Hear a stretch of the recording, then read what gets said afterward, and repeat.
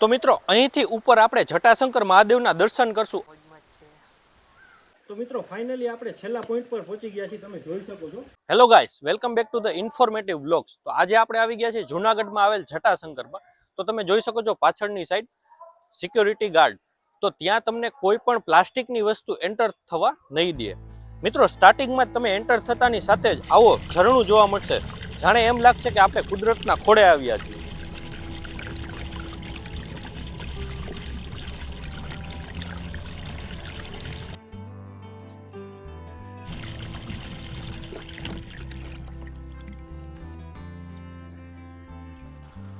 તો મિત્રો અહીંથી ઉપર આપણે જટાશંકર મહાદેવના દર્શન કરશું અને એની ઉપર એક પોઈન્ટ છે, ત્યાં નાહવા માટેનું છે।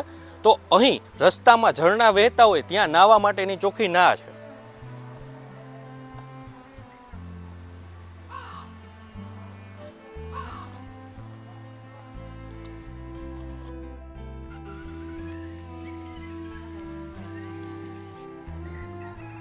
તો મિત્રો શહેરના વાતાવરણથી દૂર, ત્યાંના પોલ્યુશનથી દૂર આપણે અહીં એકવાર વિઝિટ જરૂર કરવી જોઈએ। અહીંનો નેચર તમે જોઈ શકો છો કેટલું સુંદર અને ચોખ્ખું છે।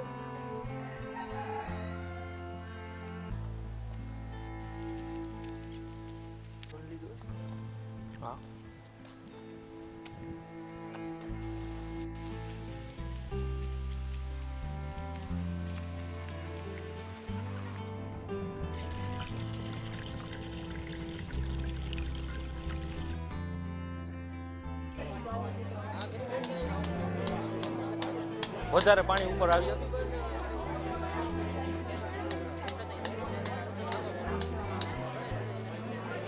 ઉપર વધારે તમારે શેનું છે?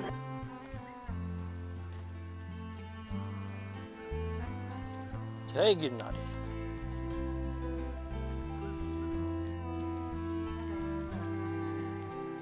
તો તમે જોઈ શકો છો આપણા પૂર્વજો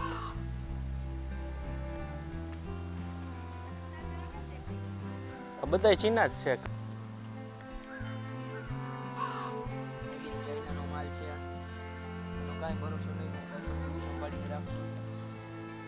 જય બજરંગબલી।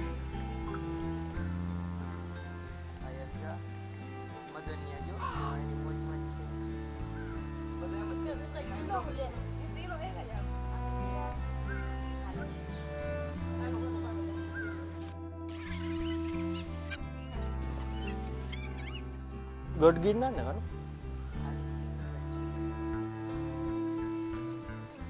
તો મિત્રો અહીંથી તમને ગુજરાતનો સૌથી મોટો પર્વત ગિરનાર પર્વત જોવા મળશે। તો તમે જોઈ શકો છો કે અહીંથી રોપવે અને વાદળો કેવા ઘનઘોર દેખાય છે। હવે આ આપણો જણ થાયકો છે, અહીં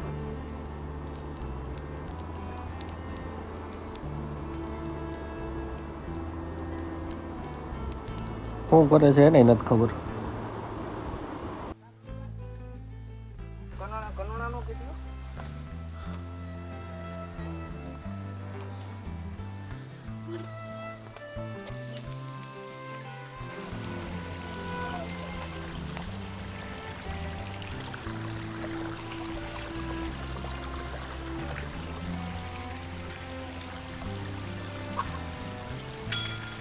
મિત્રો તમે જોઈ શકો છો કે અહીં સાઈનબોર્ડ જટાશંકરનું દેખાશે। અહીંથી ઉપર જતા રહેશો તો અહીંયાથી હનુમાન ધારાનું આવશે અને અહીંથી પથરાવવાળો રસ્તો જટાશંકર જશે।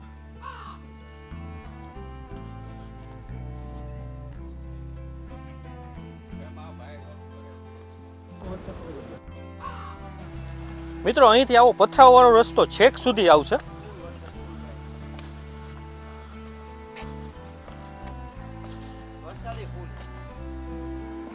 મિત્રો અહીં પાણીના લીધે એકદમ સ્લીપી પથ્થર થઈ ગયા છે, તો ઇફ પોસિબલ તમે શૂઝ લઈને આવજો।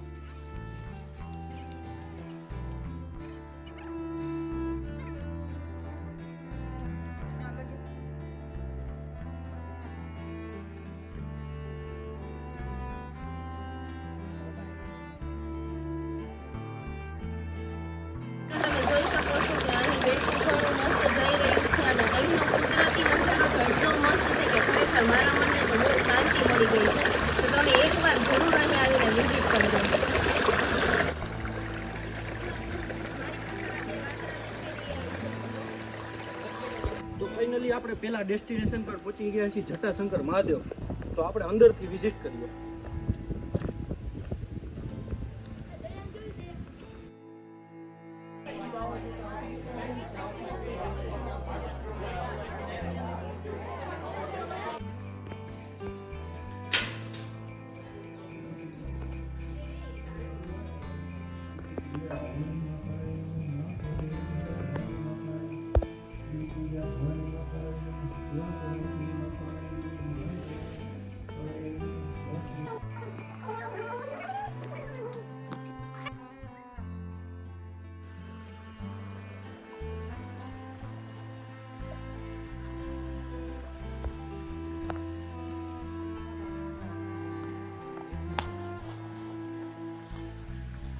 તો મિત્રો ફાઇનલી આપણે છેલ્લા પોઈન્ટ પર પહોંચી ગયા છીએ, તમે જોઈ શકો છો.